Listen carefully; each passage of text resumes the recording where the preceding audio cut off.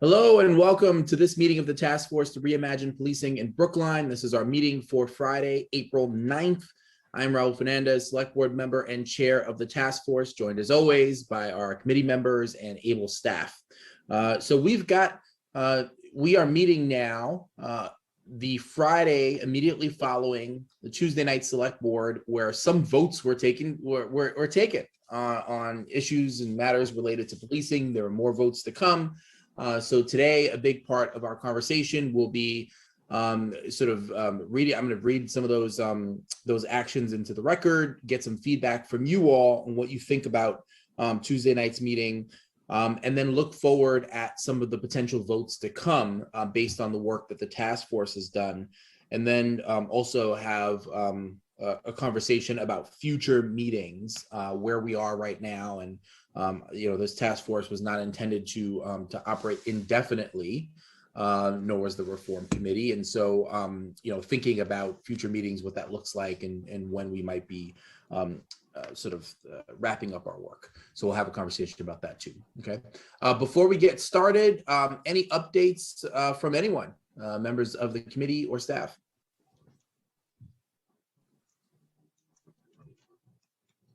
Congratulations to Chi and Bonnie for Brookline Women. What is it? Women of the Year? Yay! Thank you, Anne. Thank you. Yeah, High five. That's so phenomenal. We're in good company, Bonnie. As I said last night, good trouble. Really great lineup. This is Brookline Women of the Year, hosted by the Brookline Commission for Women. In the past, there's been a Brookline Woman of the Year, and they decided this year to start expanding it to be able to recognize more of the great work done by women in Brookline. There is an event on Wednesday, April 28th at 7:30 p.m. So there's going to be a virtual event, of course. We have an opportunity to honor Chi, Bonnie, and the other 3 women that are being recognized. So I'm going to be there, and I hope others can be there too. I'm really excited and proud of you all. Thank you. Thank you. Well, since we're embarrassing task force members, we just have to acknowledge that someone else on this task force ended up on the front cover of the Globe magazine. So kudos to Malcolm Cawthorn for an amazing article about the burdens he faces as a Black teacher. I just want to recognize that. One other thing, Malcolm, yes, that was awesome. Tonight, there's a Brookline Rising community rally in Emerson Park at Davis and Emerson Streets. It's a beautiful park. There's going to be music. I believe Raul is speaking. Chi, you also speaking? Yeah, maybe? I don't know. It's bringing people together for a conversation on investing in housing, education, and social services. So it's a party. Bring your kids. There's a giant playground. There'll be music. It'll be good. Party, party, party, party, party, party, party. Whoa. Wow. I don't know if they did that, but that was amazing. That's terrific. Party, party, party. And I just put a link to that that article. Are we still getting some feedback? Who's doing that? I put a party, party, party. I put a link to the article Chi mentioned, where Malcolm is featured in the link. I hope folks get a chance to read it. Every word really is phenomenal. And Malcolm, of course, we appreciate all the work that you've done on this task force, but it's clear that the work proceeds and is far more expansive than the work that you've done just with us. So thank you. All right. Anything else? All right, folks, well, let's get into it. We do have a couple sets of minutes to approve.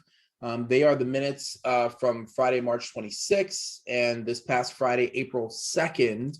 Are there any other updates or edits to the minutes that you haven't already shared with Devin, or questions about them? Okay. Well, let's just go forward and do that. As always, yes, if you approve, no, if you don't, and do abstain if it was a meeting that you happen to have missed. I don't know if that's the case for either of these sets of minutes, but if there were, do abstain. Okay, going across my screen, all those in favor of approving the minutes from Friday, March 26th and Friday, April 2nd of 2021, Chi-Chi, Yes. Eitan, Yes. Anne, Sorry. Yes. Kristen, Yes. Bonnie, Yes. Malcolm, Yes. Alexander, Yes. Almas, Yes. and I say yes. Okay, great. All right, got that out of the way. All right, now the discussion of the select board votes from this Tuesday. As expected, we took up some of those so-called common ground proposals. And in our packet, for anybody that's watching, you're able to find an email from me to the task force, which I will share now, which is just essentially just making folks aware of those votes. And I just want to sort of read that into the record now so that everybody has access to just, at least my understanding of what we voted on Tuesday night. And you'll also see in our packet, Devin's included the exact votes themselves. And so that's in there too. So first of all, I am pleased to report the select board voted unanimously to engage in a consultancy with Cahoots. This is one of our key recommendations. Town Administrator Mel Kleckner is going to work with staff on the procurement process and is committed to including key stakeholders in the consulting process. So once things are up and running, I'll ensure that that one or more members of the Vulnerable People and People in Crisis Subcommittee are involved in that process. I think that's really important. The board also voted unanimously to direct the police department to prepare a plan to improve data collection and analysis. This is something we identified as a major issue through our work. I made clear that my strong preference would be to retask an existing administrative position within the department to serve this function, and that I wouldn't support adding a new position unless a particularly compelling case was made to do so. The board also voted unanimously to form a new Police Commissioners Advisory Committee, that's the PCAC, to provide enhanced and continuous oversight of the police department. While it doesn't address all issues and its powers are limited, it's still, in my view, a significant leap forward in increasing transparency and accountability. Spoke with Bernard Green last week about the concerns raised at our last task force meeting, some of which were addressed in the draft presentation that was delivered to the board. Notably, the requirement that one of the members be a lawyer was eliminated. I also convinced the board to include a provision that the inaugural appointees would be instructed to review and propose any desired changes to their charge within the first year of service. And so who gets appointed to the PCAC, I think really will determine how seriously folks take this charge. So I do hope that some of you and for anyone watching, others in the community that are very interested in this work will apply. We'll say, unfortunately, just one other board member, that was Heather Hamilton, supported my proposal to move the investigation of complaints against police officers out of the police department into the Human Resources Department. This is something that the HR director, Ann Braga, said she could effectively take on with additional staff support. Other members preferred to establish the PCAC first and then ask them, after engaging in the process as it's currently constructed, to then make recommendations for how to improve the process, which could include the change that I proposed. The board supported removing the police investigator from the police union, which will have to be accomplished through the collective bargaining process. The board also began a discussion of enhancing social services, which centered on our Brookline Forward proposal. Notably, Dr. Jett earlier in the meeting included positions focused on youth and family services, health equity, and community-based crisis prevention as part of his wish list for the Department of Health and Human Services moving forward. I offered a proposal to hire a cabinet-level administrator to lead a community-engaged study of Brookline's social service needs and to present a staffing plan to meet those needs. Town Administrator Mel Kleckner said he was intrigued by that approach and resisted efforts to have existing department heads lead that effort. saying a more holistic approach was needed. We decided that Mel, Bernard, and I would meet to discuss how we might jointly present a path forward to better understand and meet social service needs. I'll continue to advocate for an approach that requires a commitment from the board to invest in our Brookline Forward approach in this budget as a down payment on future growth in that space.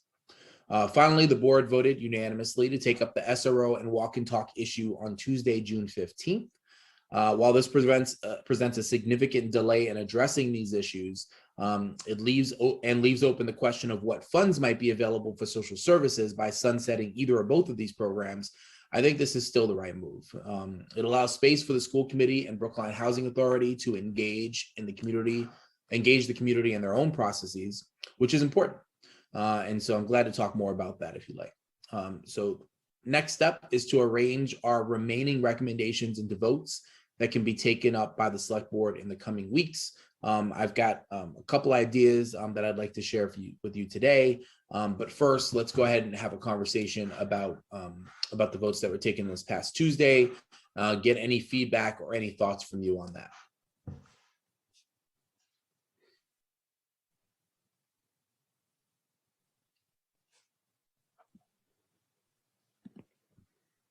Anne?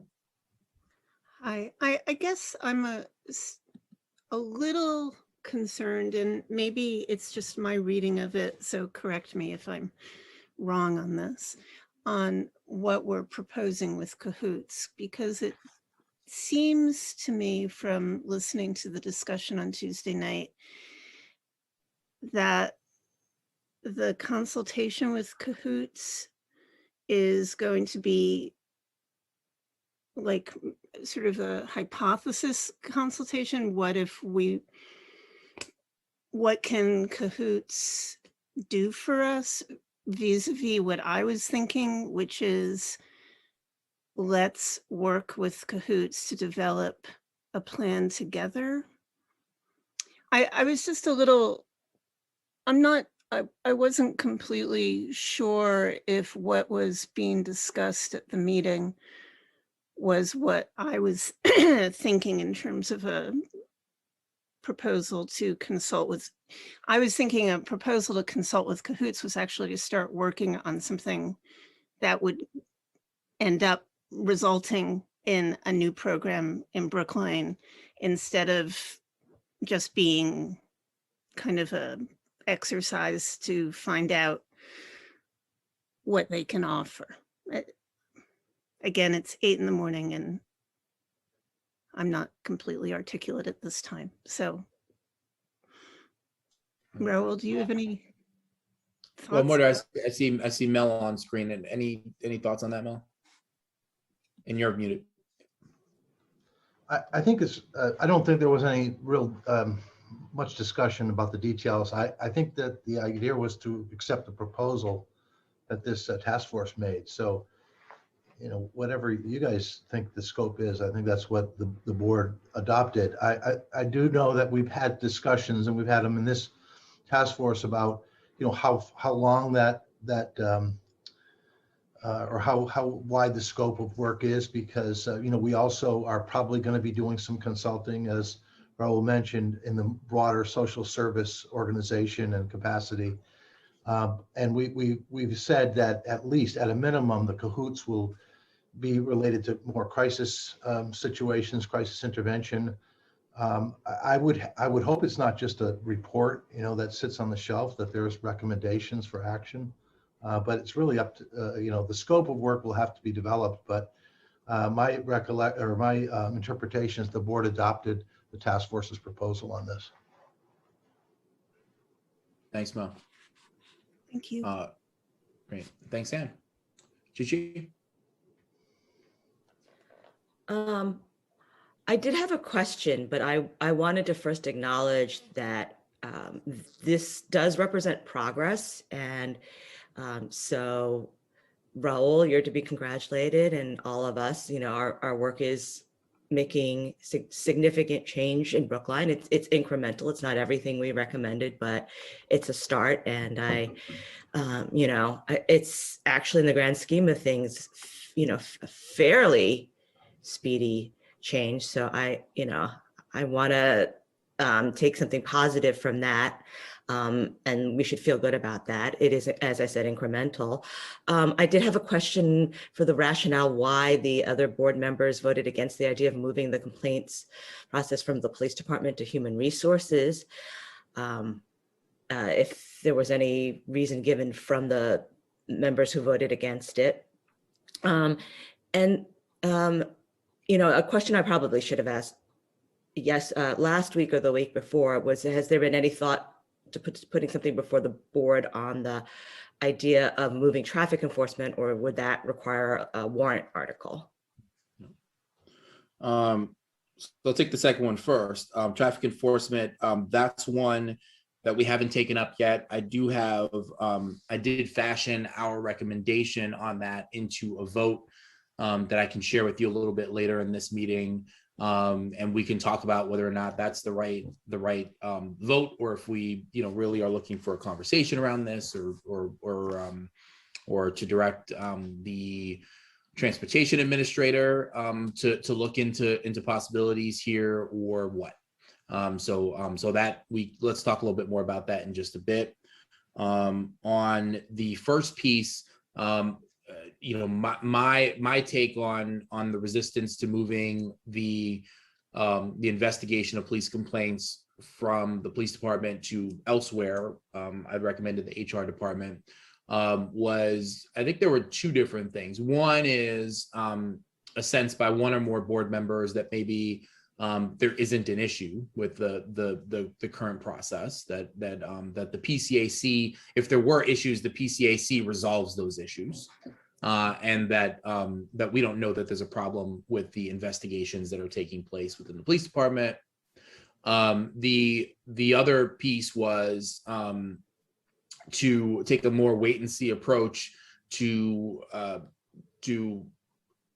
get the PCAC rolling, have them have closer eyes on the process, and then recommend changes to the board. And so a more cautious approach to changing it. And of course, then I think third would be, the difficulty or the need to have to do even more bargaining to be able to remove the investigatory process. Potentially, I'm not, we talked about this last week and whether or not that's even necessary, but in any case, I think folks are a little skittish about that.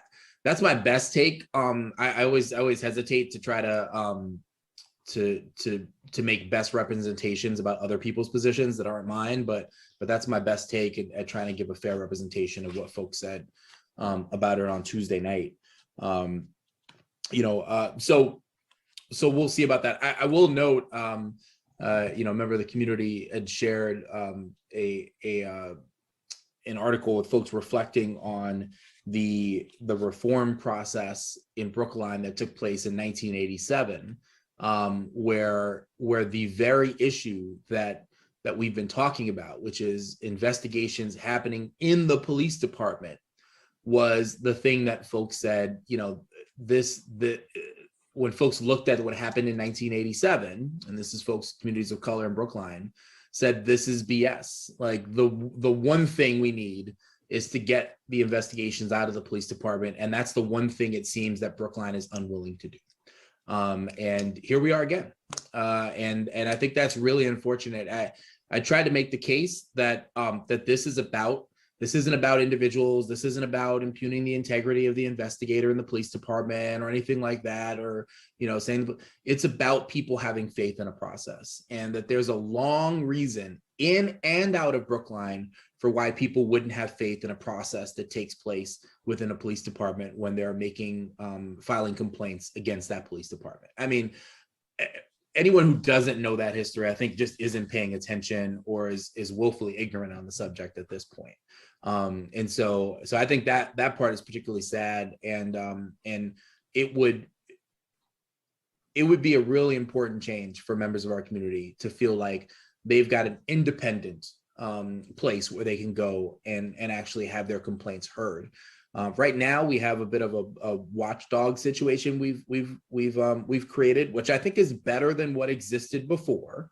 But that's not to say that it's, I think the comment that I made is, I want a process where I could encourage people to make complaints if they feel that they need to, and I still don't think we have that right now. So I'll say that. Thank you. And I apologize, I wasn't able to watch the select board meeting at a conflicting meeting. So thank you for Yeah. that analysis. No problem. You sure do nowadays, Chi. Bonnie. What I heard in that moment was that they don't want to start, they being the select board, didn't want to start from a place of distrust. They didn't want to say that we don't trust you to assess yourselves, to fix your own problems, to police, to, what's the phrase I'm looking for? They said that they didn't want to stand in a place of mistrust of the police department, because that's what it would be to move the investigations from the police department outside of it.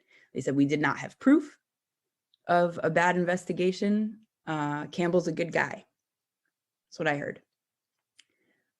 Just to add another perspective from what happened that night. And I think, just as Raul was saying, this is what every report that's ever been done on the problems of policing, this is what has been said is necessary. And we had a chance on Tuesday to begin to do that, and we missed it.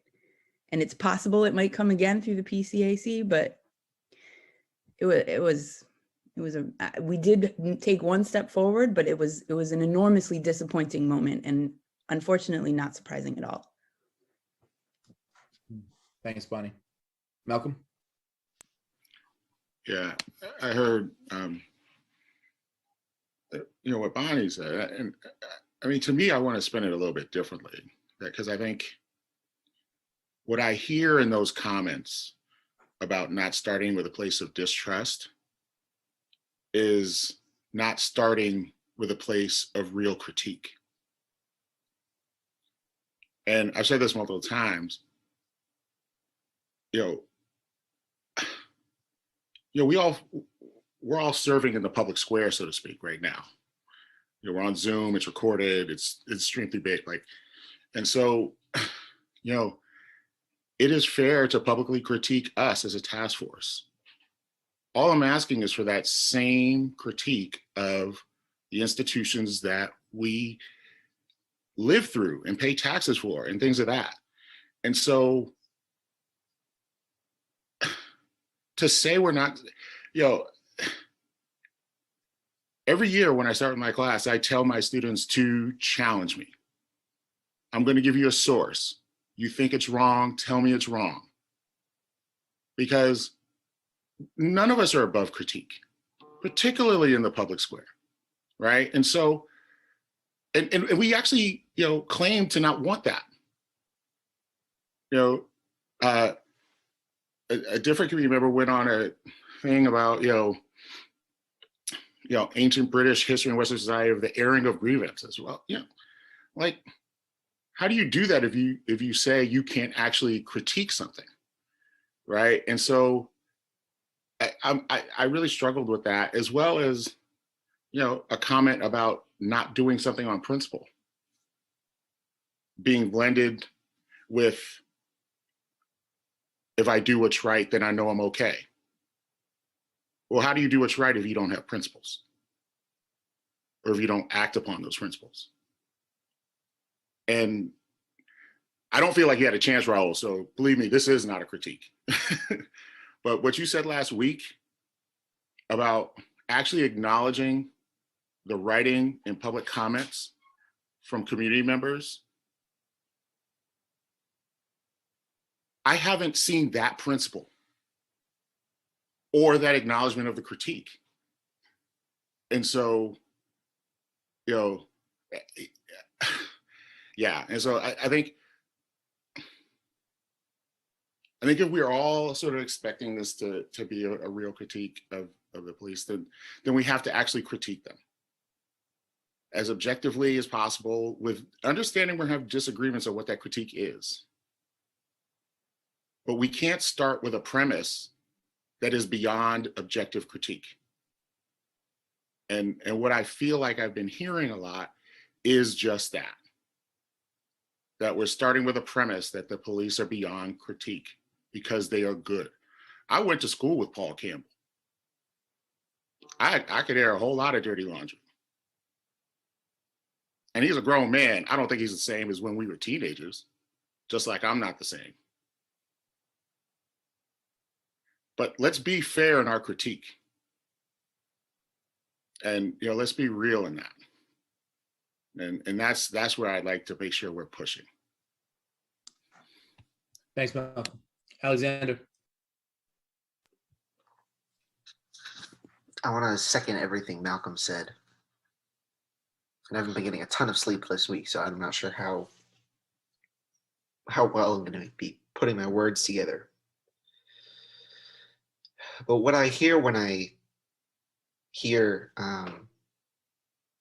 let's not start from a place of distrust,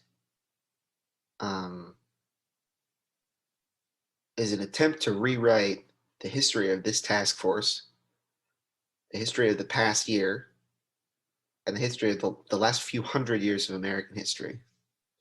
If we're starting from a place of trusting and assuming that the police force is always going to do the right thing, I'm not sure why this task force exists. I'm really not. That's not an assumption we can make. And that's been demonstrated pretty well across the country and through what we found in this task force in Brookline specifically.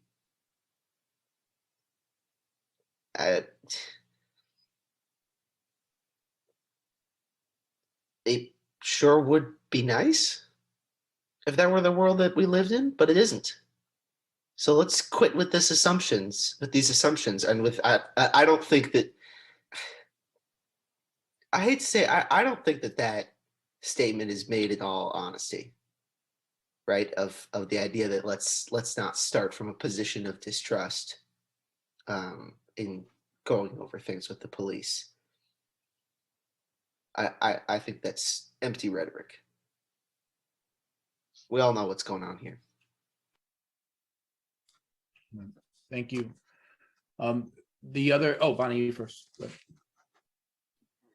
And when you put it that way, Alexander, it's about starting from a place of distrust from the community. If you're gonna go that route, that's what that means.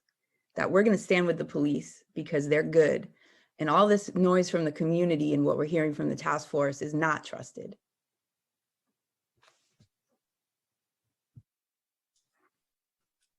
Thanks, Bonnie.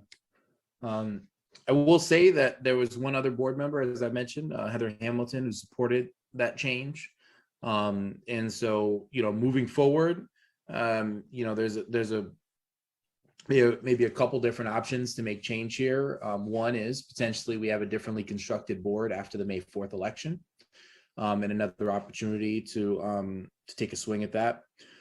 Separately, there is town meeting. Obviously, the warrant for this town meeting this May is closed, but there's the November town meeting where there's an opportunity, I think, to instruct the board to do differently if it doesn't take action on its own.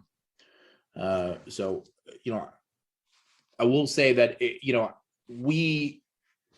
I want to make sure that we as a task force, and so this conversation is really appreciated for me, that we as a task force are as clear as possible about what exactly it is that we want the board or various departments to do.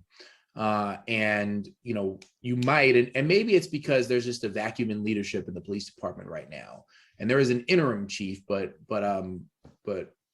that interim is doing a lot of work right now.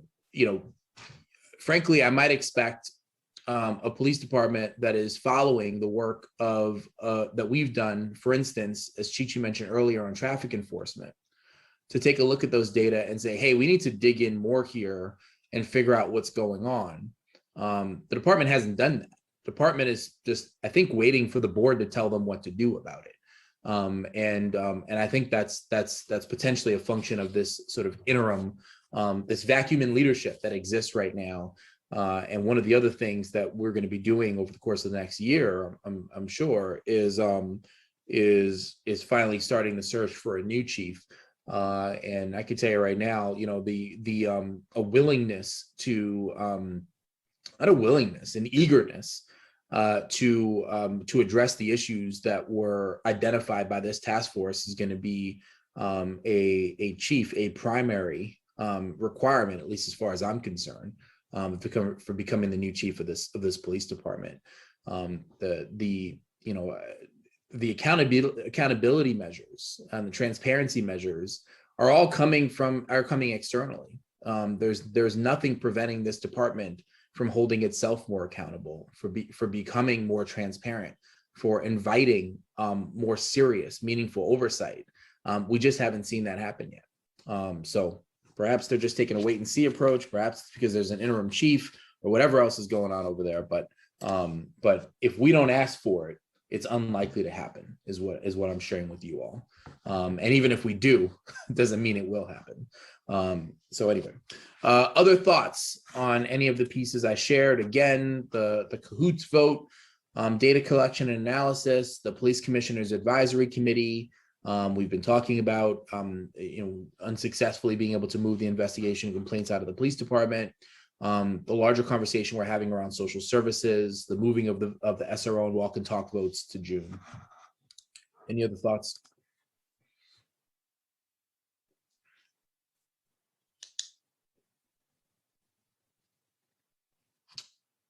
Okay.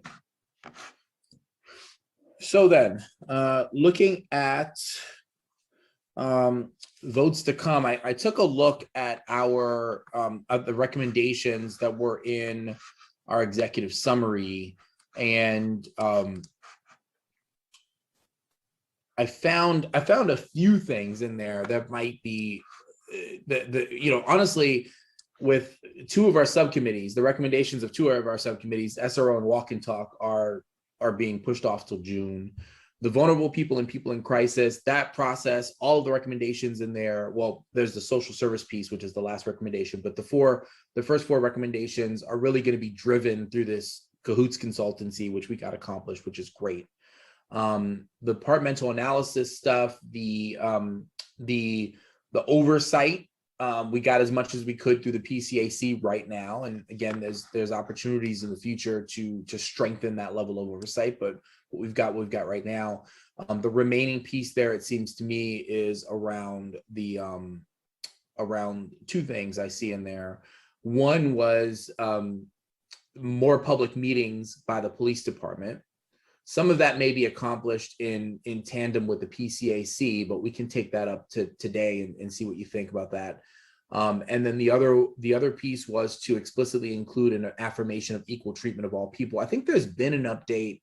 I didn't get a chance between when I put this together and now to actually take a look at the mission statement. So maybe we can do that. Maybe somebody can find that and just put that in the link, a link to the mission statement for the police department. Just put that in the chat. That'd be great. And then the third was the home rule petition to the state legislature about traffic enforcement. We could talk about that now. And then separately,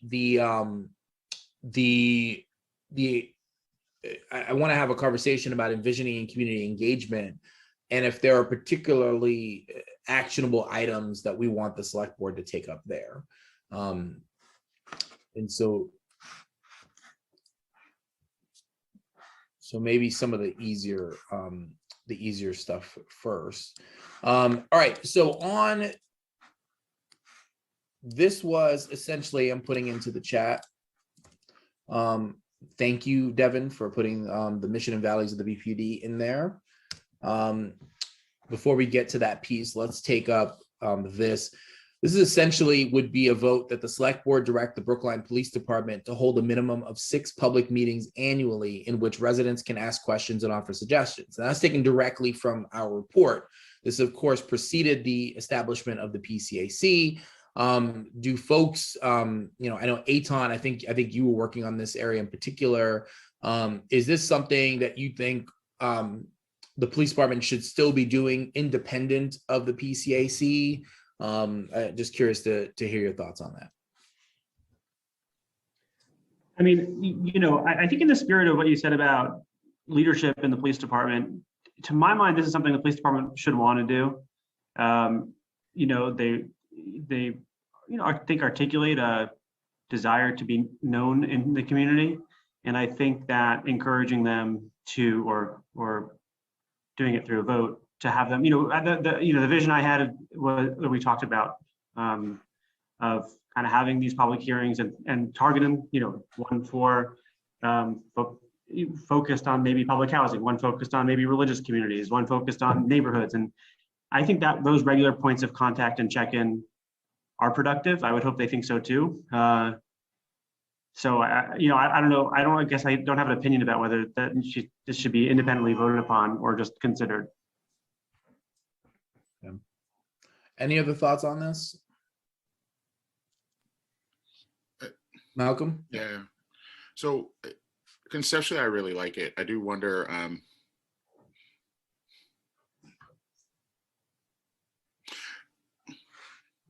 so what comes of it? You know what I mean? Like, and can there be, so I think in the world of Zoom, those being recorded and like, you know, like, so the whole idea is that it's hard for the select board to actually function as commissioners, and I don't say that to belittle. I know all of you have other jobs besides, like, and then Raul, when you talk about a 7.5 hour meeting, like my mind wants to explode. Like, you know what I mean? Like, so I do understand that. But I think what I've learned through this process, like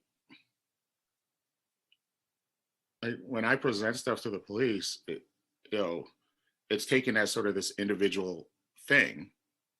And I'm not saying it's not ever absorbed, but it's hard to tell if it actually gets into a place that moves people to think more deeply, right? And so, to me, like having those meetings are great. And I'm always curious, so what's the apparatus to say people are actually being listened to, right? So like, and I'm not saying that always means like a change in police policy. Like that's not what I'm saying. I'm saying like, are we keeping a record so that if like, as Eitan mentions, like, I'm big on youth. So, if we focus on youth and they say the same thing for 6 years straight, then what happens, right? Like, you know what I mean? Like if kids keep saying, well, this happens to me all the time, and those voices keep coming, even after they graduate high school, different voices come and say it. Like, then what happens? And in particular, for the way our government works, where town meeting meets twice a year, the select board members are only on for 3 years. It's real easy to forget what happened 6 years ago. It becomes really easy. And so I love this concept, and I want to know like how does it actually move people to consider actions after we see what will be patterns that will actually be hard to see because of our government structure. Let me actually get Eitan in here first, because I know Eitan is an early out. So if you have something you want to say, I want to make sure you get in here. Yeah, thank you. And I'm sorry to have to leave. I planned something ages ago for this time period. Yes, I think if we suggest an independent vote, just following up what Malcolm said, I think that there should be some parameters that the thing is recorded, that the police chief is present, that a member or multiple members of the select board are present. And I think this just gets back to the whole theme of the earlier conversation from my perspective, which is that, I think for all of us, our biggest fear is that we don't do enough, and then there's only reaction after something bad happens. And in political science, we call there's two kinds of oversight. And this is the language they use. There's fire alarm oversight and police patrol oversight. And the police patrol oversight is the one where you go around and you make sure nothing bad happens. And the fire alarm oversight is after something bad happens, someone pulls a fire alarm and you react. And in general, government works in the reactive way. And the problem is with policing that costs people their lives. And so we need to do the alternative, which is regular check-ins as much as possible. And so I think that everything Malcolm said, I agree with. Have as much accountability built into that as possible. but I don't want to miss an opportunity to force that regular check-in so that whether it's youth or any demographic here, like if there's something going on, we want to know about it when it's going on, not afterwards. Thanks for your time. Kristen? Yeah, I don't think that I'm proposing anything that's an alternative to what was put out by Etan or Malcolm, but to try to take into account some consideration. So one of them is we as a community engagement subcommittee acknowledge that the prospect of standing at the end of the line for trying to get your comment in is a hard ask at times, which is why we were talking about going small. If you have a public forum and you need to share something that's difficult, painful, controversial, trying to do that in an environment where your voice comes at the end of a long evening, perhaps, is tough to do. The other thing that is that the best meeting that I've been in with the police department was through Bridge, where Bridge convened the meeting along with the police department. And that was an opportunity, I think, to say, we're going to try to keep this from feeling like it is a one-sided transactional interaction that people in the community don't have any agency over, for the police department to have a partner with whom they're going to have that convening, I think set a different tone, set a different context for the discussion. And this may be combining a couple of approaches here and saying, yes, let's go forward with the meetings, but let's not make them feel like they are more the same by encouraging them to partner up with somebody in convening those meetings. Thanks, Kristen.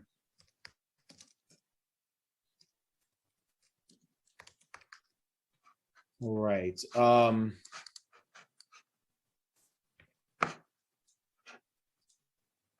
I am sharing an updated version, which is a little bit longer, which incorporates some of the feedback that we just got, I think, would be that the select board direct the Brookline Police Department to develop and implement a plan.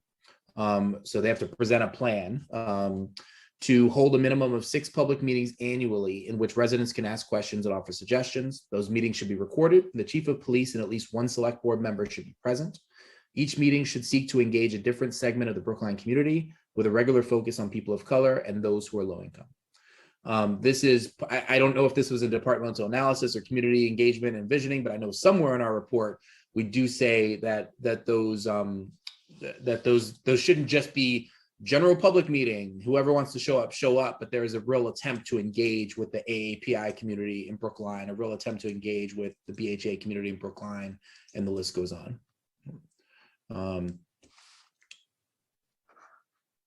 Anyone have any edits to that?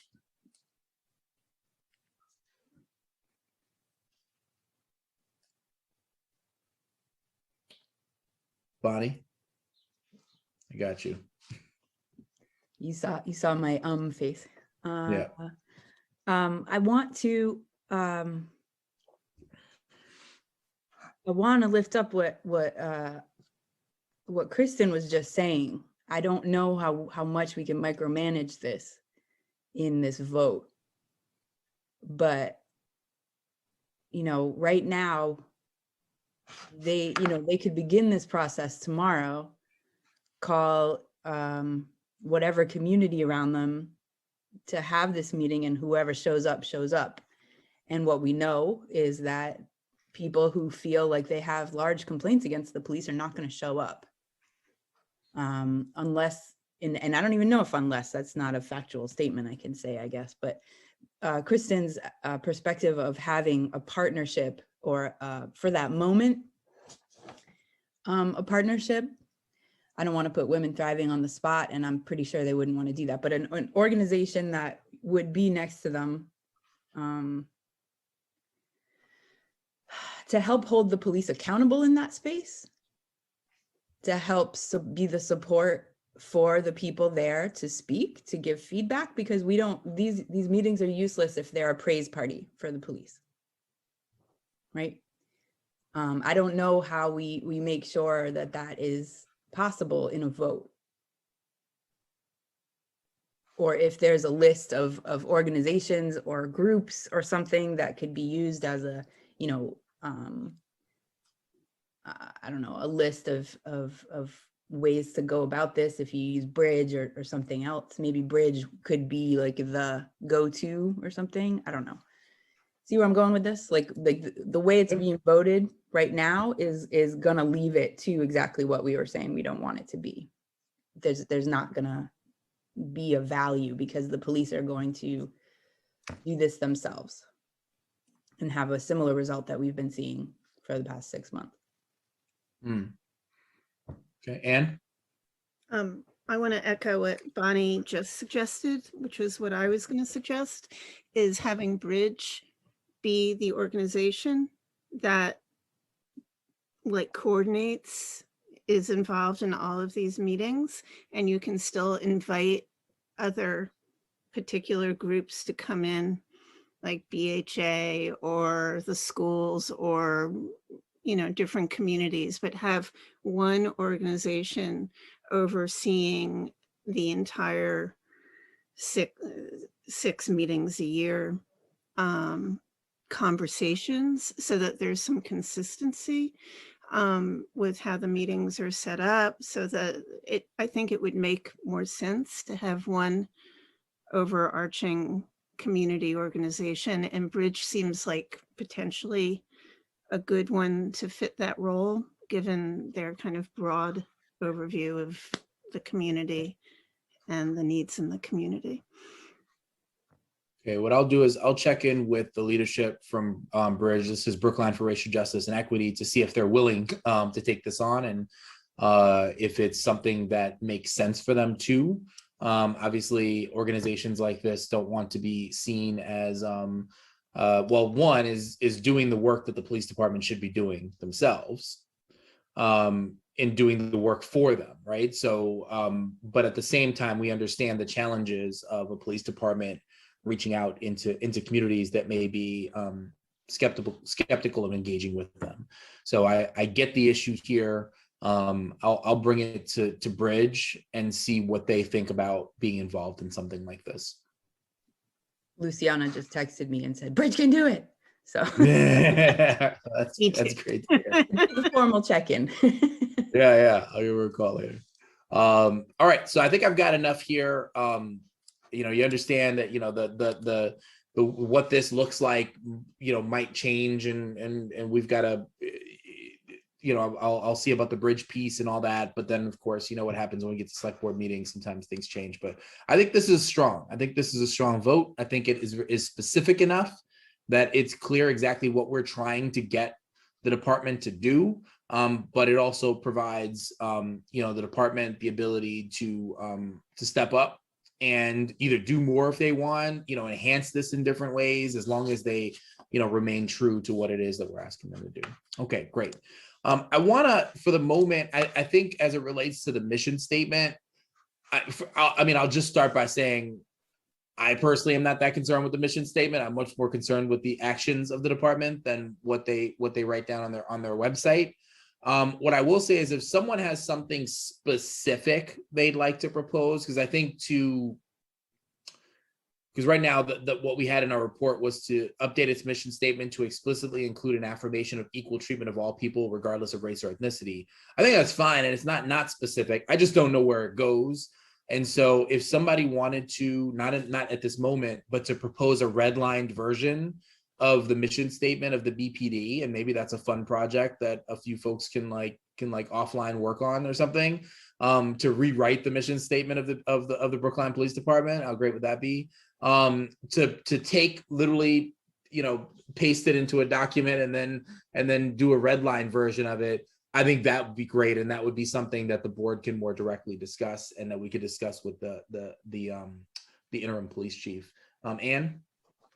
Yes, so we have the racial equity group doing the townwide analysis, and part of that work is to work on both the town mission statement and then work with the departments to craft them to be in congruity with it.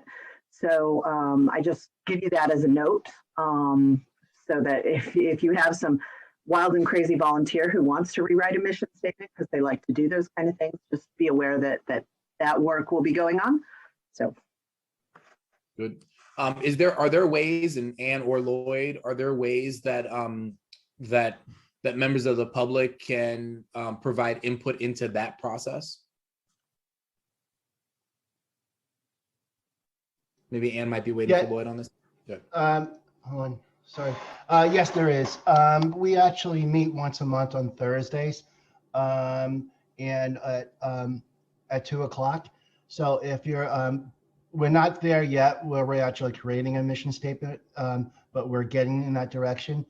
So just give me your contact information if you're interested, and I'll let you know when that comes up.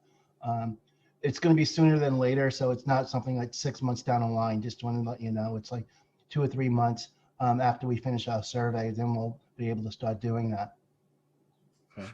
And Lloyd, if you definitely add me to that list. And what I can do is I can make sure that everybody on the task force gets it, like when that meeting comes up, and Sure.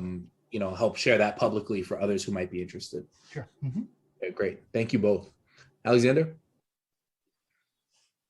It's not. Ro, can you clarify? I mean, is this something that the task force is going to be working or voting on, this mission statement piece, or is this just a sort of call for volunteers for work that's already being done by other bodies? Is that for Lloyd? Or is that for me? That's for you, Ro. I'm just not totally clear. No, I think knowing that there's a process in place to do this, I think it makes sense to tap into that process, and that folks can do that individually, perhaps. Again, I mean, if this is an area where folks want to expend their energy, that's great. I'm frankly less concerned about this area. I'm more concerned about having changes that then end up being reflected in a mission statement, but not the other way around. Yeah, that's very much what I wanted to say, is that I have not been around long, like on this planet, and I have seen a lot of hours spent changing mission statements that I do not think are worthy of anybody's time. Because if we're all sitting here debating, let's debate what this task force proposes. Let's have the real debates. I don't think that writing something down in the mission statement gets anybody anywhere. I mean, what are the consequences? Oh, you violated our mission statement? That's going to be of great use to somebody, what, in a criminal case, in a lawsuit, in a conversation with a police officer? It doesn't do anything, and I don't think it goes anywhere except to make us feel better. I also love a value. You don't often see this in mission statements. When there's value statements, which I see there are here, is to have a value that says, you know, we are open to admitting our flaws and willing to accept criticism and make improvements based on feedback that we get. I'd love to see that somewhere, but again, I'm much more interested in what they do. Anne, you have another thought on this? I think it works both ways. I think the mission statement and getting them to agree to a mission statement that reflects our philosophy and our work is important, not as important as what they're actually doing, but I'm happy to offer my time to make suggestions into what I think should be in there in terms of reimagining the police and having that discussion with them. Yeah. Okay, great. All right, I think we're good on that. The other one was around, and this is again just taking directly from. Oh, sorry. Hold on 1 second here. Directly from what was in our report. Was around traffic functions. And essentially we were asking that the select board file a home rule petition in the state legislature to permit certain limited traffic enforcement functions to be fulfilled by civilians. Now, like Mel, I don't know if you know whether or not something like this could be filed directly, even if this is the thing we want to propose, whether or not something like this can be filed directly by the select board, or is that something that would really need to go through town meeting? My recollection is it would require town meeting action, but I'll verify it. Okay. And so, Chi-Chi, based on the conversations we've had to date about this, what do you think about this recommendation? Is this something that we should be pushing the board on now? Is this sufficient? Are we really asking for review in this? What do you think? Well, I think, I mean, I'm hoping that we're not the only community that is interested in this concept of moving certain traffic functions to civilians. I mean, when we did the research for this, for example, Cambridge had been contemplating this. You know, my municipalities contemplating this. It looks like it'll be a longer term project. And, you know, when I wrote the recommendation, I had a lot less understanding of the procedural aspects of how something like this would work. If we want to start with the select board, maybe the vote would be that the select board would be the one bringing the warrant article to town meeting. That seems to, I think, make some sort of difference rather than a group of us bringing it. And, you know, having this discussed at November town meeting, maybe or maybe not, there'll be some movement by other municipalities or statewide.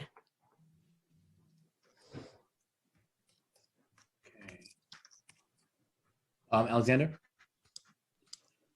Chi-Chi, do you think there's any room for us to collaborate with those municipalities? And I'm not sure exactly how a home rule petition works, but would it be more effective if several municipalities approach the state together? I have no idea. I think sometimes, and there's ways to work with other municipalities. There are things called sign-on letters, where city councilors usually, but mayors also, and select board members will sign on to a letter in support of, let's say, a home rule petition or a series of home rule petitions, indicating, even if they haven't filed a home rule petition themselves, indicating support for a measure. So that's a possibility too. Mike? Yeah, let's see if this works. One of the early steps in thinking about a home rule petition is to talk to the state legislators who represent the community. And Representative Vitolo and Nika Eligardo are probably, of the four representatives that represent pieces of Brookline, probably the two most receptive. Tommy Vitolo in particular is willing to have a conversation. Whether he agrees with something or not, he'll tell you how it works. I would start with certainly with him, and then if it does move forward, Nika would be the right person to, would be quite likely to sign on. Getting a group of communities as opposed to a single community is really key to this kind of thing, because a single community that's asking for a very significant change in the way things are done in the Commonwealth is honestly, it's not going to get very far. And I think that the representatives would tell you that as well. So getting at the very least Cambridge and perhaps Amherst and, you know, Lexington, a couple of other communities with similar thinking would be the minimum that you need to move this forward. Thanks, Mike. Yeah, I think you know, there's a couple things here. One, on the first piece, I think that engagement with the state representatives is something that that the select board and probably the select board chair on behalf of it would need to be doing, and that the role of those in the community who are interested in seeing a change like this happen would be to sort of do outreach to other communities and see where there's support. I can help do that too. I feel like I'm doing that not necessarily, I mean, maybe as a select board member, but also as just somebody who's interested in making change. But I can help with that part of it. But I think the engagement with our state reps, you know, the select board should take some responsibility in doing that work. Yeah, let me see. So the updated version of this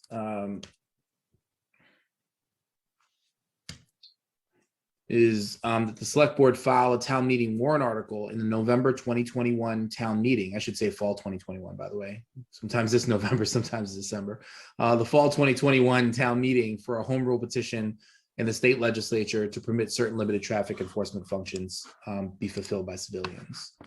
You know, I will say that one of the things that we need to understand, and maybe part of this process, is, and we'll probably hear this from select board members, frankly, is an understanding of the impact that would have on the budget. There is currently right now, we have minimum staffing levels that are set through policy. And by the way, that's something I don't know that the police reform committee even looked at, were minimum staffing levels. I think they're just sort of treated as gospel. I'd be curious to have the board actually take a look at minimum staffing levels and see whether they're appropriate for Brookline. Maybe they are, but I don't know that that's something that anyone's actually looked at recently. But in any case, without changing those minimum staffing levels, you know, we would still have X number of police doing something, not conducting traffic stops, let's say, but doing patrolling and those kinds of things. And in addition, we would have another group doing traffic enforcement.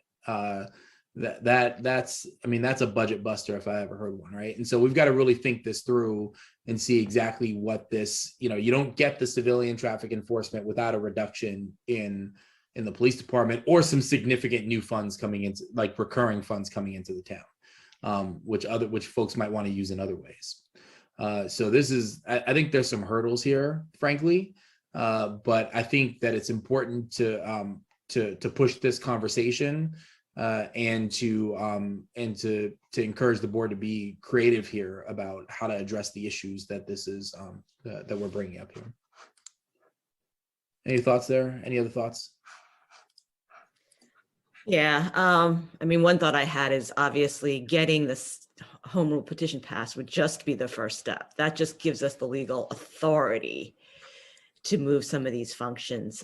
It's probably a longer process, and you know, there's a lot of attrition in the police department right now. There are, I think, 9 vacancies, and so there's a wave of retirements apparently expected. So it's not as if that number's static either. And you know, one of the things very early in the process, we looked at other communities in terms of staff, you know, per capita police per resident. And there are other communities of our size with smaller police forces. So, you know, so it's a long term. This one is probably a longer term process, but yeah, got to start with the first step, which is being able to do this legally.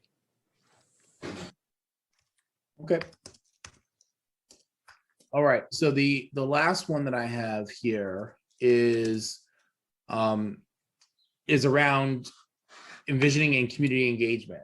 And so we have, and I'm just going to put into the chat the, oh, when Zoom let me copy paste, come on. It's not liking it right now. Give me a second.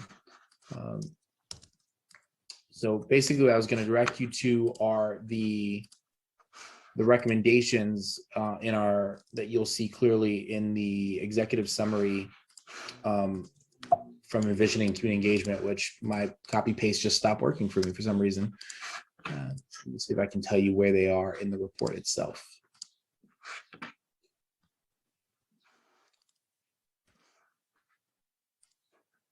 If that works. Well, if the link works, it goes. Okay. And these are on, well, although for some reason our executive summary, the pages aren't enumerated. I'm sure that's my fault. 4, 5, page 7, the top of the 7th page of the report that I just shared. Thank you, Bonnie. I appreciate you. Bonnie has now shared it in the chat for panelists and attendees. And what I struggled with, frankly, is to try to figure out what actionable things we can ask the select board to do. And so when we talk about votes like this, we can ask the select board to do something. We can, and more likely, we're asking the select board to direct someone to do something, right? To direct the town administrator, to direct a department head, to direct, to do something, to request action elsewhere, right? Or direct action elsewhere. So it's not altogether clear to me exactly when I look at these recommendations, what we're directing whom to do what. And so I think this is sort of I think this is an important section of our report, but it's also a little bit more fuzzy. If someone says, okay, I'm on board, what exactly do you want me to do, and who's going to do it? So Kristen?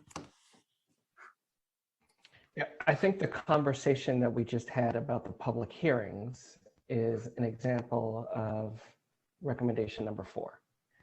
That if we're talking about having the police department convene public hearings, and we believe that's an opportunity to, as Bonnie described, that this can become a praise party, and that it's really about then who can flood the hall with the most voices to uplift one perspective. That's not in keeping with the 4th recommendation. And so I think that there are going to be some things that are in this where we're asking people to rethink the approach that they're using to do public outreach, to do governments, to do policy crafting, and that it may not boil themselves down to a discrete set of, we want you to do this one thing. It may be that we need for you to think differently about the way that you're approaching the work. Okay.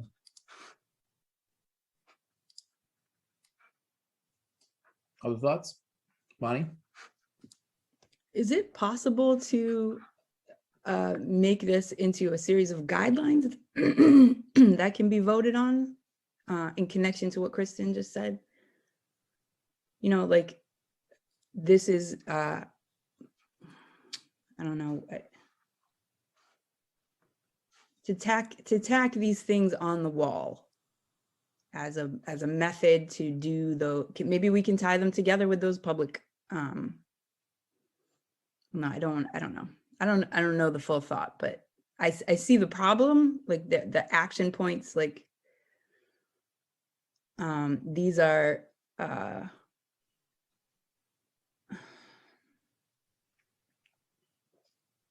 don't know. Let me finish forming this thought if anyone else has other thoughts. Oh. Yeah, so I'll speak to the big thing for me, which is the child-centric view. And there's really 2 primary asks, and one is concrete and one, well, actually I think both are concrete, but one is a little more concrete fiscally once we get the information. So in talking with Brookline Rec, one of the big things they push, which is written in the report, is the need for a larger transportation budget to bring rec to communities, right? So it's not always kids going to rec, right? And so, that is something that, I couldn't put into actual numbers, but rec can, right? And so I think my push in this was to ask the select board to ask rec as opposed to rec asking you, right? So instead of like, I know like it's budget and people come and present and, they present their wish list and,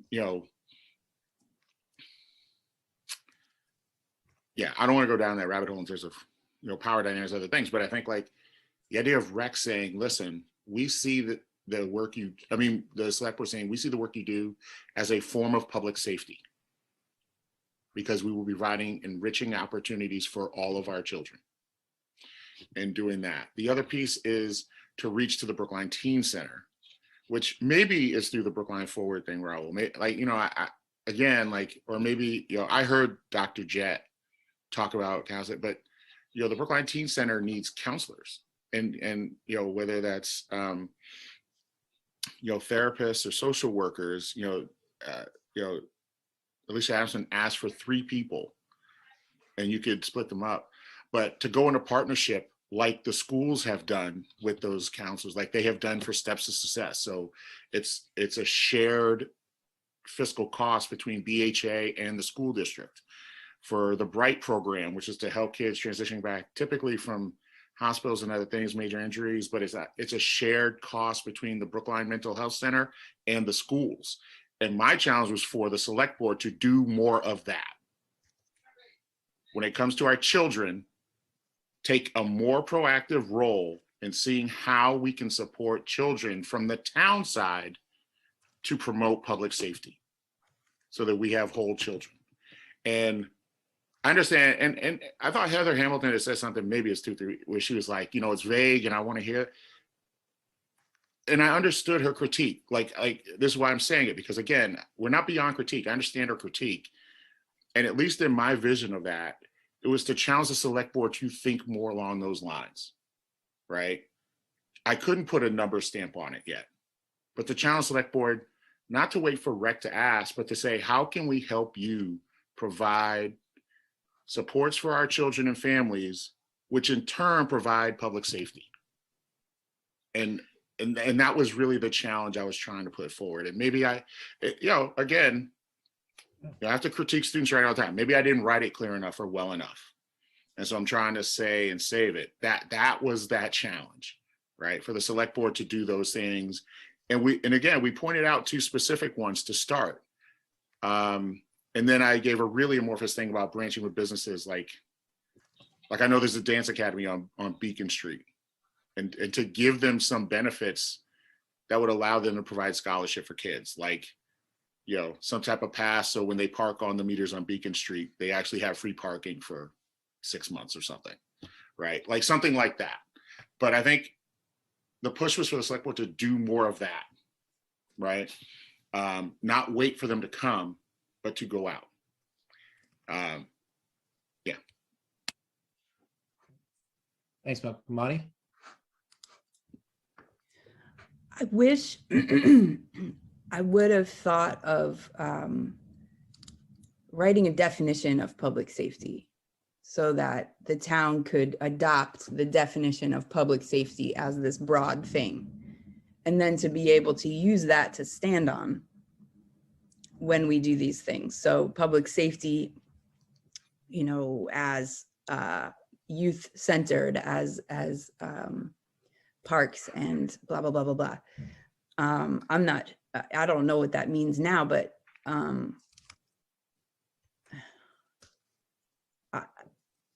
wish that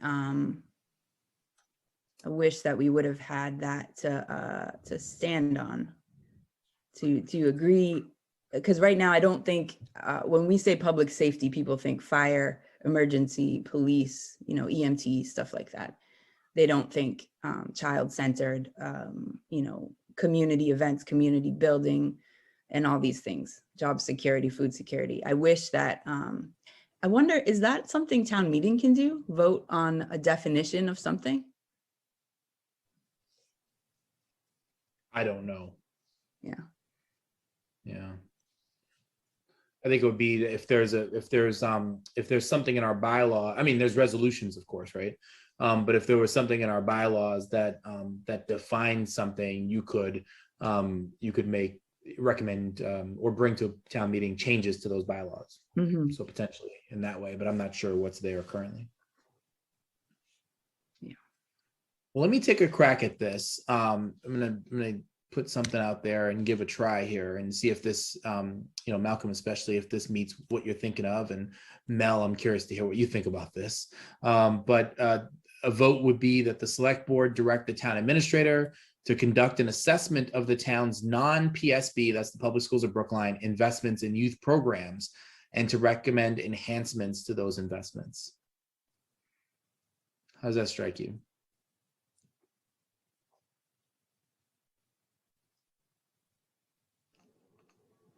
Sounds good. Sounds good to Mel. Malcolm, how about you? mean, yeah, I mean, again, I think my real big thing, was just to,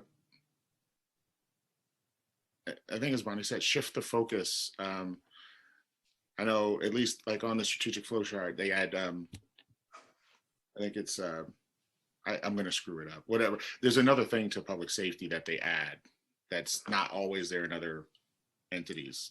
Maybe it's buildings department or something. I can't remember. But anyway, like to add this idea of focus that if we take care of our children, we seriously increase public safety. And then that is not the sole responsibility of the school district, right? And I don't think anybody in this like board thinks it's the sole responsibility, but I think there needs to be a push for more focus on it. Like, you know what I mean? Like, I don't think anyone on the select board thinks like, rec doesn't serve some of that purpose, but do we actually invest in rec in the same way, right? Like, again, Lee Jackson said she doesn't actually need more staff. She needs more money for transportation. And so I don't know what that cost is. Like, she was developed and planned when we spoke, but like, again, that's an ask that I think is reasonable. Great. I added toward the end as part of a more holistic approach to public safety, which pulls that piece in, I hope. Anne? I would suggest making the language more specific, and then the select board can negotiate what the language ends up saying. So instead of an assessment of towns' non-PSV investments and to recommend enhancements to those investments, give some such as, and give some examples, or including but not limited to, and give some examples so that it's more specific about what we're thinking the town needs to be doing. Maybe transportation, for example, or counselors in the teen center, or whatever folks are thinking, making more kind of youth programs accessible through financial, assistance. That have it be more specific, and then let folks, talk about it and discuss what they think should be in there or not. Okay. Alexander, go ahead while I work on this.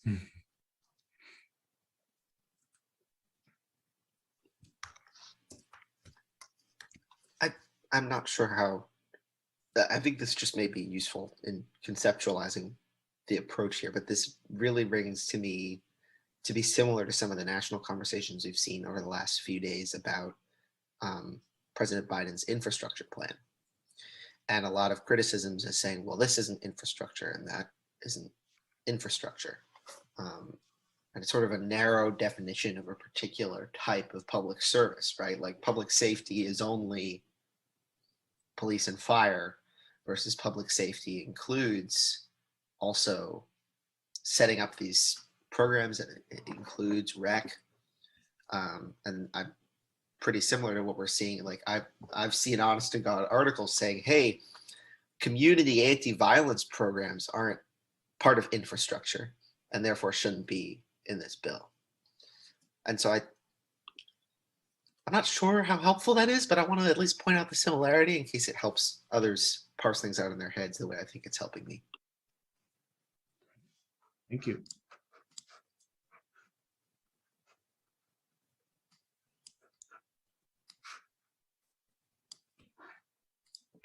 Okay. Taking one more swing here. So essentially the line I gave before, the select board direct the town administrator to conduct an assessment of the town's non-PSB investments in youth programs and to recommend enhancements as part to those investments as part of a more holistic approach to public safety. This can include, but should not be limited to, transportation, financial assistance for programs, and funding for the Brookline Teen Center and other programs for youth.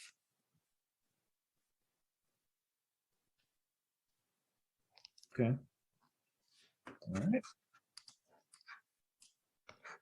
Got it. Is there anything else right now? And you know, what I would encourage task force members to do is to, you know, after this meeting, maybe to take a fresh look at our recommendations and to see if there's something in there that you think can be pulled out as a vote that we can take that we can take as a select board. And again, now you see how these votes are constructed. You see sometimes we're asking the board to direct someone else to do something. That's a lot of what the board does, frankly, is direct someone else to do stuff. Is as virtually we're not quite volunteer members, we're elected, but as folks with limited time, we, you know, part of what we do is, and we are asked all the time to get the sense of the board or direction from the board. And when the board votes to ask someone in the town to do something, it's not an ask that is denied. It is directing town staff to do something. So so if you have something else that you see in there in the reports that you think can be fashioned into a vote that we can bring to the board during the next month, you know, please, you know, share that with me and share that with the task force so that we can take it up at a future meeting. But for now, I want to say we have on our agenda, it said that our next meeting is next Friday. Frankly, I don't see a reason for us to meet next Friday. The board is not taking up anything relative to policing this coming Tuesday. So there's nothing in particular that we'll need to provide, you know, feedback on afterwards or anything like that. I'll get Almas in here in a second, but my thought is to not meet next Friday, and then to meet the following Friday, which is going to be the Friday after the board will take up potentially some of the votes that we just talked about today, and as well as votes that are coming from the Police Reform Committee. Almas? Yeah, I just had a question about the school resource officer and the Brookline Housing Authority issue that I know that those entities are going to be, you know, working with stakeholders. But I was just wondering if there's any role within like our subcommittees or the police reform subcommittee on that. Like, are they going to be involved in any way, or is it just like they're going to do that, you know, whatever those interviews or whatever they decide to do and then present it, or is there going to be any role for I'm glad you asked that question. So the a subcommittee of the school committee is taking up the issue of the school resource officer on Monday. There's a meeting on Monday at 5 p.m. if I'm correct. Yes, there is. Yes, and you should be able to find that. Actually, by now, I would think it would be on the town calendar, but if not, you know, it should go up today. Actually, it should have gone up. Anyway, you'll see it on the town calendar. It should have gone up yesterday, so it should be there at 5 o'clock on Monday. I'll be there. I know Malcolm's going to be there. Some members of the Reform Committee are supposed to be there. I'm not sure who else has been invited, but members of the public are certainly invited to that as well. And so this is the first effort the school committee is taking to take up this issue of the school resource officer. As folks may remember, the Brookline Housing Authority had an initial meeting about the walk and talk program. It feels like a month ago now. They are having a follow-up meeting that I think it's on my calendar. I would just have to find it right now. But they're having a follow-up meeting that should be coming up. I want to say it might be the last week of April, first week of May. Let me just see if I can find it for you.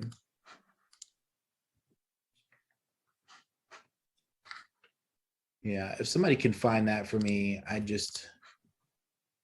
know it's on a Tuesday. I thought their next meeting was the 13th. There you go. There, yes, the 13th. So that is very soon. That's the next day after the meeting we were just talking about. At 4:30 p.m. They are having a meeting. And as part of that, that's their regular Board of Commissioners meeting. As part of that meeting, they're going to continue this conversation about the walk and talk program. So I'm glad that both of these bodies are on top of this. You know, we talked about that sort of June 15th vote that the select board will be taking. that is in a way setting a deadline for these other bodies to do their work, hopefully a friendly deadline, because we can't give them deadlines, but a friendly deadline for them to do their work.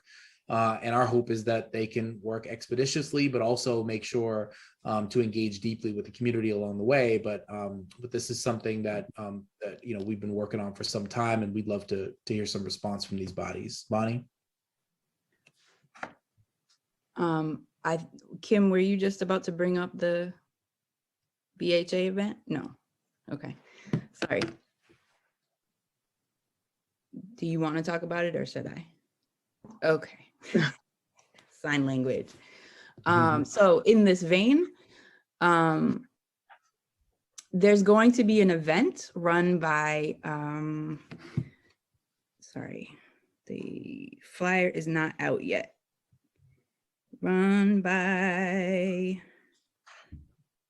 oh my God. There's an event at Egmont, in the Egmont area. It's going to be an Egmont community cookout with the purpose of inviting all of the potential candidates there so that they can be, so that they can have a chance to talk to communities that never, literally never get to meet candidates for any office in town, but also as an opportunity for the select board and hopefully the housing board commissioners to come and talk to people about what they think about police in their neighborhood, about the walk and talk program, to get it directly. Brookline Diversity Club, which is a POC committee. Thank you, Kimberly. I think it's going to be important. It's on the 17th, which is a Saturday, April 17th, between 12 to 6. I think we should all show up as part of this community and to be in community with everybody, and to to be able to support some of those conversations maybe. And because this is going to be a spot where we get to go, instead of having people come to us and in a public space, we get to go to their stomping grounds, a different, we get to go into the community instead of forcing the community to be out in public on record. So I hope that the decision makers around these things attend, and I hope they ask the questions because they're going to get answers there. So April 17th, please come. It's going to be fun. It's going to be a cookout. We're taking donations. Mutual Aid Brookline is hosting those donations to be able to buy food, to be able to hopefully get a bouncy house or something for the kids, whatever we can pull off. So please come. And also, this is definitely not my event. This is Brookline Diversity Club, just putting that out there. I will be there. I hope others can make it too. Great. Where was I? Yes. Okay, so those are upcoming things. Monday, subcommittee of the school committee taking up the SRO. Tuesday, Brookline Housing Authority commissioners taking up walk and talk program. That community cookout that you heard about on the 17th. Malcolm? Yeah, since we mentioned Bridge, or just note the Bridge Racial Justice Forum with yes, select board, a contested school committee, as well as contested town moderator. Will be asked questions on racial justice and equity. You could join like the webinar, but it's also going to be streamed on Big as well as Big's social media. So, and we're only allowed to have 100 people come in, so it may just actually be easier to go to their Facebook or IG and stream it, or if you have cable, which I know is not a definite in these days. It's neither of my kids use cable. You can stream it through Big if you have cable. So yeah, just a refresher on that. Yep. And that is on Monday the 12th, and that is at 7 p.m. And yeah, easiest way to watch it is just to go to brooklineinteractivegroup.org/live, and you can watch it there. Okay. All right. The only other thing I wanted to say is, I'm going to continue to push as much as I can for some of the more meaningful progress that that this task force has been requesting and has recommended, and that members of the community have demanded. I don't know how much we're going to be able to get, frankly, and based on the conversations with this board that we've been having over the last month, but I'll keep pushing. At the same time, I do see it as my responsibility, where possible, to work on more modest proposals and try to improve them. So as I see it, I've got two options here. One is I can just say no to everything that aren't things that we think is the right direction, and that we know that there's strong community support for. And I can just say no to everything and have everything be a 4-1 vote. And I've done that before. I still will do that. I got a 3-2 vote on something just on Tuesday night, which I thought was going to be 4-1. So maybe we're picking up some ground here. But I'll hold the line where I feel like it's really necessary to hold the line. There's no question about that. And I'll continue to call out areas where I think the board just isn't doing enough, where they're not taking an active enough role, and where they're failing to meet the needs of the community. At the same time, I'm not here to be a martyr, and I'm taking time away from my family and from my career to do this work, as you are, by the way, to do the kind of work that you're doing. And I know that some of the progress that's being made, if we can call it that, is incremental. I understand that. And at the same time, if there are moves that we can make as a town that are going to improve the condition of us, of the residents of the town, and particularly people of color within the community, and particularly people who live in public and subsidized housing and are low-income members of our community, then I'm going to take that opportunity. I feel that kind of duty and that responsibility to do that. The way that we can do more is frankly to elect people who are willing to take bolder action, and that's at every level. That's at the school committee and the BHA and the select board and town meeting, and you name it. And so, this is where we are. If you're wondering why we can't do more, it's it matters who's in positions of power. It matters greatly. It is, and we've got, as part of our work, is to provide these recommendations, is really about presenting a vision for a different kind of community, one that doesn't make anyone else less safer, by the way, but one that actually brings more dignity to everybody that lives here, and invests more in youth and families, and invests more in social services for older adults and others. That's the kind of vision that this task force has put out, and I'm really proud of it. It's one that I wish was more embraced by the select board. I don't know, maybe they'll come around, maybe they won't. But I just keep coming back to, it matters who's in these positions of power, how much we're able to do. And so right now I find myself in a position where I'm almost forced to spend more time on modest proposals that I don't think are going to make the kind of difference that I'd like to see. But at the same time, if my voice isn't there trying to improve those proposals, then they'll be even worse, and they'll pass and be even worse. And so, as you see me doing this work, know that, at least from my perspective, that's what's happening. And I've got this, on one hand,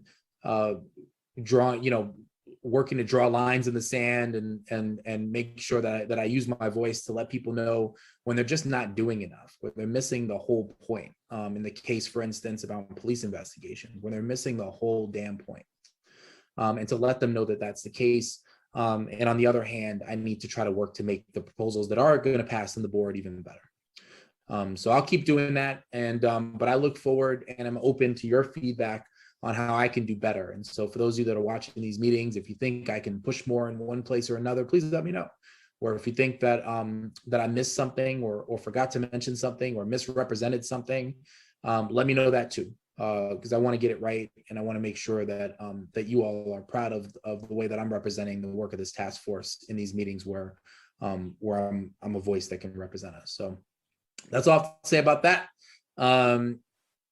I'll be at this Brookline Rising rally this afternoon. I hope that others can join as well. I think it's a real opportunity for folks who are going to be speaking to talk more about that vision, to talk more about this this forward-looking vision of Brookline. I'm excited to be one of those folks and joining others who are here too.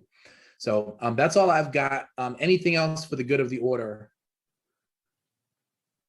from you all? Bonnie. I just want to thank you for that hard work you are doing up there at the select board meetings all by your lonesome. It's really, it's hard, and I want to make sure that you know that we know that, and I'm really glad to have you there doing that work. Enormously capable of pushing as well as collaborating, and I appreciate you so much. Thank you, Bonnie. I appreciate you. Kimberly? So I'd raised my hand a minute ago because I wanted to just say to you, echoing Bonnie, it's been in my head. I've been attending these select board meetings, and I look at you and I just feel your pain, and I see you sitting there and it feels like you're alone. But I wanted to say to you that you're not alone. There's so many people behind you in Brookline on this task force, and I think you're doing an amazing job. Hopefully we can change Brookline so by the time your beautiful daughter is older, you won't have to go through some of the things that a lot of people have been going through. So I just wanted to just say, I just think you're an amazing person. You're doing a good job. Continue to stand by your values and keep getting the work done. And don't back down to anybody, ever. Thank you. Thank you, Kimberly. I appreciate you. Will do. All right, everybody. Appreciate y'all. We will not meet next week, so enjoy that Friday off. We will meet the subsequent week. If you need anything, you know how to find me. Reach out to me, all right? I'll talk to y'all soon. Have a great day. Take care, everybody.